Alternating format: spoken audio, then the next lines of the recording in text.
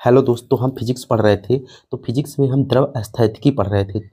द्रवों के जो सामान्य गुण होते हैं उसमें आज हम पढ़ेंगे प्लवन यानी उत्प्लावक बल, उत्प्लावकता और आर्किमिडीज का सिद्धांत। बहुत इंपॉर्टेंट है रेलवे के लिए।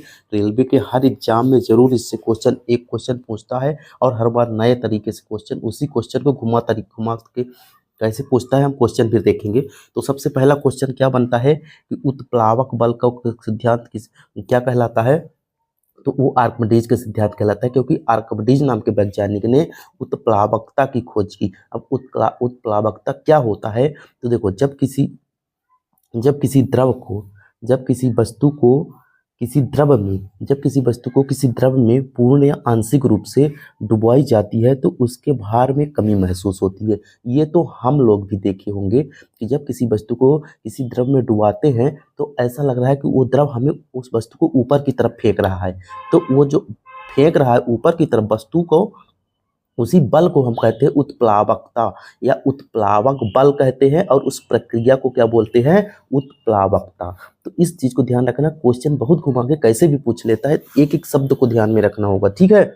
वस्तु के भार में यह आभासी, देखो जब हम वस्तु को नीचे की तरफ क्या कर रहे हैं, डुबो रहे हैं, तो उसके भार में कमी महसूस हो रही है। और वह कमी कितना होती है, जितना वह वस्तु द्वारा हटाए गए द्रव के भार के बराबर होता है। मतलब जो यह आभासी हमको कमी महसूस हो रही है, कमी फील हो रही है, वो उस वस्तु द्वारा जितना द्रव हटाया जाता है उसके भार के बराबर होती है। तो ये इसकी मेन परिभाषा होती है कि जो वस्तु के भार में कमी होती है वो हटाए गए द्रव के भार के बराबर होती है। तो इसको ध्यान में रखना, ये क्वेश्चन पूछा जाता है, ठीक है। जब जैसे पूरी बाल्टी को पूरी तरह से भर देंगे और इसमें एक पत्थर डालेंगे तो पानी बाहर, बाल्टी का पानी जो बाहर जाएगा ना, तो जो बाल्टी का पानी बाहर जाएगा उसका जो भार है उस बल के बराबर होगा जो आभासी बल हमें महसूस हो रहा है, ठीक।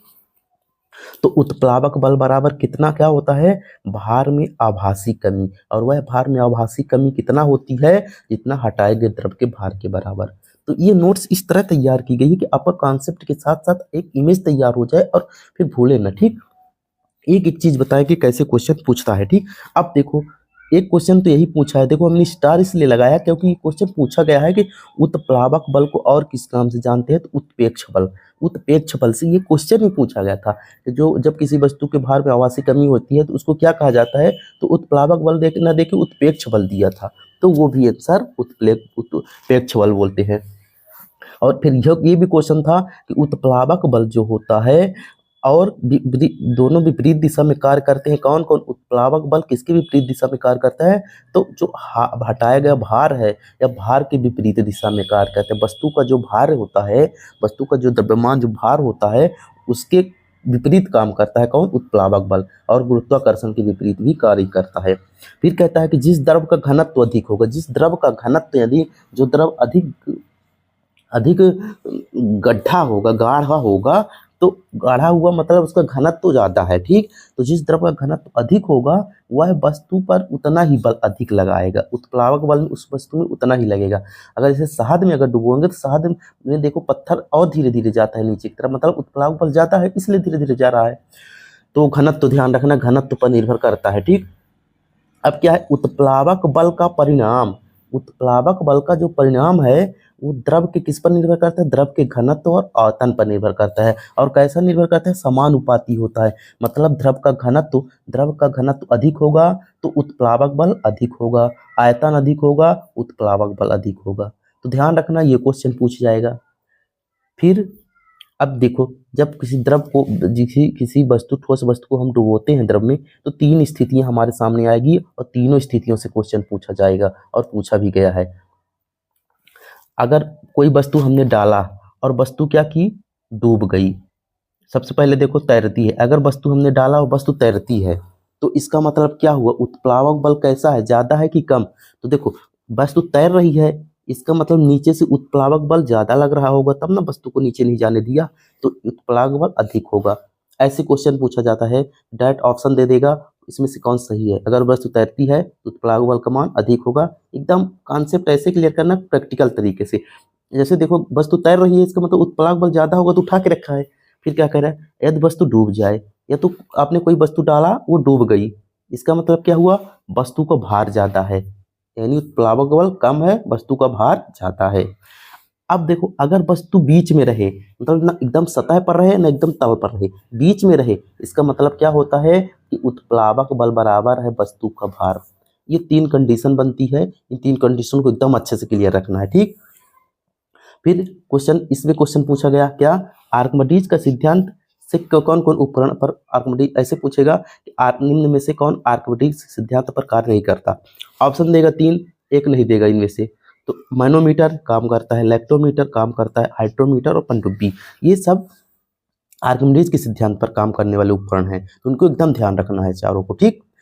अब देखो कैसे क्वेश्चन को, इन थ्योरी के पढ़ने के बाद भी देखो ऐसे क्वेश्चन नए आ जाते हैं, जिसको हमको समझ के करना होता है कि हमको क्वेश्चन बनता रहे फिर भी हमसे गलती ना हो। देखो क्या क्वेश्चन आता है, किस नियम के आधार पर वस्तुएं पानी में तैरती है, किस नियम या सिद्धांत के, किस नियम या सिद्धांत के आधार पर वस्तुएं पानी में तैरती हैं, इतना क्वेश्चन आया था, तो आर्किमिडीज सिद्धांत, ठीक। फिर क्वेश्चन का था जहाजों की गति में जो वृद्धि होती है, जहाज जो गति करती हैं तो वो किसके कारण होती है, तो वो भी आर्किमिडीज के सिद्धांत, ये भी क्वेश्चन आया था। पानी के द्वारा ऊपर की तरफ लगाया गया बल, पानी के द्वारा ऊपर की तरफ लगाया गया, ध्यान देना, ऊपर की तरफ अगर आ गया बल लगाया गया तो उत्प्लावन बल। यहाँ पर देखो एक ऑप्शन दिया था बायंट फोर्स, उत्प्लावन बल को क्या क्या नाम दिया हमने, उत्प्लावन बल को बायंट फोर्स, और कौन सा, उत्पेक्ष बल, ये देखो यहाँ पर उत्पेक्ष बल भी लिखा है, तो ये ध्यान रखना, बायंट फोर्स भी ऑप्शन आया है, ये ध्यान रखना, बायंट फोर्स भी कहते हैं। किसी द्रव के तल के लंबवत कार्य करता है, अब देखो ये हमको पता था कि ये काम करता है, पर नए तरीके से पूछा, किसी द्रव के तल के लंबवत, तल के लंबवत यानी ऊपर की तरफ कार्य करने वाला बल क्या हो गया, उत्प्लावक बल या उत्पेक्ष बल। ऊपरी प्रणरोध, देखो यहाँ पर बल को प्रणरोध कह दिया, प्रणरोध भी बल है, तो ऊपरी प्रणरोध और भार में क्या होता है, ऊपरी प्रणरोध और भार कैसे काम करते हैं, आपने बताया था हमने ना, विपरीत दिशा में काम करते हैं। ऊपरी प्रणरोध यानी उत्प्लावक बल और वस्तु का भार आपस में विपरीत दिशा में काम करते हैं, भार नीचे की तरफ जा रहा है ग्रेविटी के कारण, और उत्प्लावक बल ऊपर की तरफ कार्य करता है। इतने क्वेश्चन हम पढ़ने के बाद दोस्त फिर हम पूरी तरह से तैयार हो चुके हैं हर क्वेश्चन, प्रीवियस ईयर के सारे क्वेश्चन करने में, और उत्प्लावक बल से कोई नया क्वेश्चन आएगा उसको करने में। तो इस तरह दोस्त एक एक टॉपिक को, इसलिए एक एक टॉपिक को पढ़ा रहे हैं कि आपको इतना समझ बने कि एक टॉपिक को इतनी गहराई से पढ़ना पड़ेगा दोस्त कि फिर क्वेश्चन उससे बाहर ना जाए, तब जाके कॉन्फिडेंस हमारा बढ़ेगा और तब जाके क्वेश्चन गलत नहीं होंगे, ठीक। तो इसी तरह मैं अगला टॉपिक लेके आने वाला हूँ, इस तरह पूरा कंप्लीट इसको करिए। Thank you.